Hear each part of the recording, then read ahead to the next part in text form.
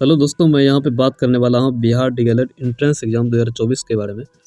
क्योंकि इसके सिलेबस और एग्ज़ाम पैटर्न में बदलाव कर दिया गया है, तो हम इस पे मुख्यतः बात करेंगे कि सिलेबस क्या रहने वाला है और एग्ज़ाम पैटर्न आपका क्या रहने वाला है और इसमें कितने प्रश्न पूछे जाएंगे, कितने अंक होने पर आपको सरकारी कॉलेज मिल जाएगा और क्या 12th अपेयरिंग स्टूडेंट भी भर सकते हैं या नहीं भर सकते हैं, इसके बारे में हम डिटेल से जानेंगे।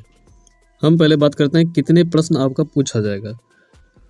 2023 में 120 प्रश्न पूछा गया था, लेकिन अब की बार जो है कि प्रश्नों की संख्या बदल के 150 कर दिया गया है। ये ऑफिशियल नोटिस है, आप जाके इसके वेबसाइट पे जाके देख सकते हैं। तो मुख्यतः बदलाव यही है कि 120 जो आपका प्रश्न पूछा जा रहा था अगले साल, लेकिन अब की बार जो है कि 150 प्रश्नों की संख्या कर दिया गया है। 30 प्रश्न बढ़ा दिए गए हैं और जो नेगेटिव था वो नेगेटिव भी 1 नंबर का कर दिया गया है। इसके बारे में हम डिटेल से देखते हैं आगे। हम पहले देखें इसके सिलेबस के बारे में। तो इसमें देखिए सामान्य हिंदी है या सामान्य उर्दू है, जो कि मैट्रिक स्तर का आपका पूछा जाएगा। ये सारा एग्जाम जो है आपका मैट्रिक स्तर का ही होता है। एक तरह से आपका इजी क्वेश्चन ही पूछा जाता है ताकि सारे बच्चे लगभग अटेम्प्ट कर पाएँ। और दूसरा है सामान्य अंग्रेजी, जनरल इंग्लिश है। फिर तीसरा है गणित, मैथमेटिक्स है। फिर चौथा साइंस है। फिर पाँचवा सोशल स्टडीज़ है। फिर आपका लास्ट जो होता है 6 नंबर का, ये आपका रीजनिंग रहता है। तो हम देखते हैं ये सब कितने कितने नंबर का आपका पूछा जाता है। तो देखिए आपका एग्ज़ाम पैटर्न जो होता है ये सीबीटी रहने वाला है, मतलब कंप्यूटर बेस्ड टेस्ट होगा आपका। और इसमें यदि हम बात करें कि कौन सा सब्जेक्ट से कितने प्रश्न आपका आएगा और कितने नंबर का रहेगा, तो देखिए आपका जो हिंदी है या उर्दू है ये 30 प्रश्न रहेगा और एक प्रश्नों पे 3 नंबर आता है, इसीलिए यहाँ पे 90 नंबर मिलेगा। और मैथ का आपका 30 क्वेश्चन रहने वाला है। फिर विज्ञान का 20 रहेगा। सामाजिक अध्ययन सोशल साइंस का, सोशल स्टडीज़ का 20 रहेगा। इंग्लिश का आपका 25 रहने वाला है। वहीं आपका रीजनिंग का 25 रहने वाला है। तो कुल प्रश्नों की संख्या आपका 150 हो जाता है। और यदि हम टोटल मार्क्स की बात करें, टोटल नंबर, तो ये आपका 450 रहने वाला है।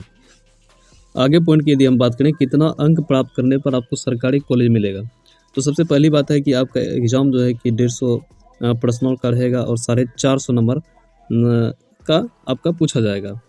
तो इसमें से देखिए आपका नेगेटिव भी रहता है। 1/3 का आपका नेगेटिव रहता है, यानी कि आप यदि एक सही करते हैं आपको 3 नंबर दिया जाता है। वहीं पे यदि आप एक गलत करते हैं तो आपका इससे 1 नंबर काट लिया जाएगा। इस तरह से आपका 2 नंबर हो जाता है। तो इस तरह से आपका नेगेटिव रहता है। तो आप ज़्यादातर यही कोशिश करें कि पहले जो आप जानते हैं उसे ही अटेम्प्ट किया जाए और जो आप नहीं जानते हैं, जिसमें आप सस्पेंशन में है, उसे आप लास्ट में अटेम्प्ट करें। जिससे क्या होगा, आपका नेगेटिव कम जाएगा। यदि हम बात करें कितने नंबर पे आपको सरकारी कॉलेज मिल सकता है, तो ये डिपेंड करता है आपके क्वेश्चन के स्तर पर। यदि पिछले वर्षों को देखकर हम अनुमान लगाएं, तो जो स्टूडेंट जनरल से आते हैं उसका जो है कि आपका 350 ये 300 प्लस रहेगा। वहीं यदि हम ओबीसी की बात करें या एबीसी की बात करें तो इसका जो है कि 270 प्लस रहेगा। और एससी एसटी की बात करें, इसका 240 प्लस रहने वाला है। ये अनुमानित है और ये मैक्सिमम भी है। आप यदि इतना लाते हैं तो आप एक तरह से सिक्योर होते हैं, आपको मिलेगा ही मिलेगा, गारंटी है। वहीं यदि हम बात करें ये नेगेटिव है, तो इसलिए क्या है, इसका कट ऑफ नीचे भी आ सकता है। तो आप प्रयास करें कि ज़्यादा से ज़्यादा नंबर लाया जाए ताकि आपका जो है कि सरकारी कॉलेज मिलने का चांसेस बढ़ जाए।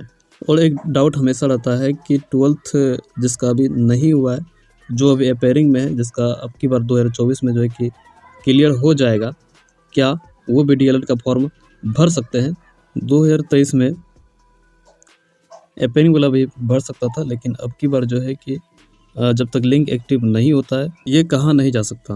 और इस एग्ज़ाम में जो आपका टाइम 150 मिनट का रहने वाला है और एज आपका जो है कि 17 वर्ष का रहने वाला है, जिसका भी 17 साल हो गया है और इंटर पास हैं विथ 50% मार्क्स, वो जो है कि इस फॉर्म को भर सकते हैं।